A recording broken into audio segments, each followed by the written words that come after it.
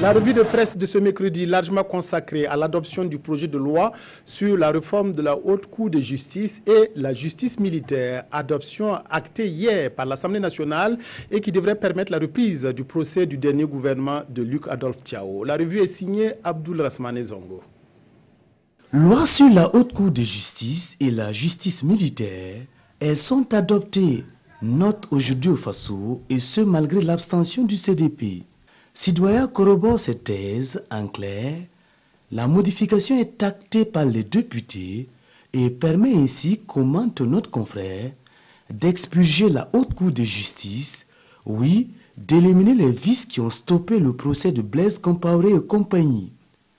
Désormais, ajoute l'observateur, le principe de double degré de juridiction et la constitution de parties civiles sont instaurés.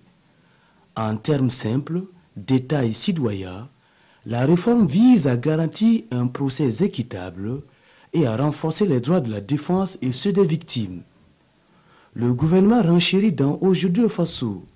Ce sont des textes à même d'être conformes aux standards internationaux et de faciliter un procès équitable et conforme aux normes.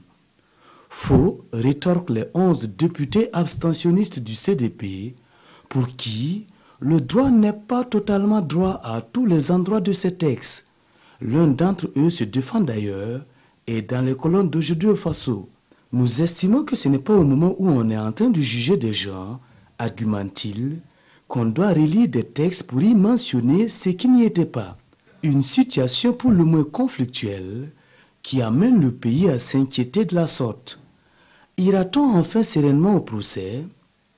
Une inquiétude peut appeler une autre inquiétude, mais cette fois-ci celle émise par l'ONU en faveur de Djibril Bassolé, dont l'ONU juge la détention arbitraire et souhaite sa libération sans condition.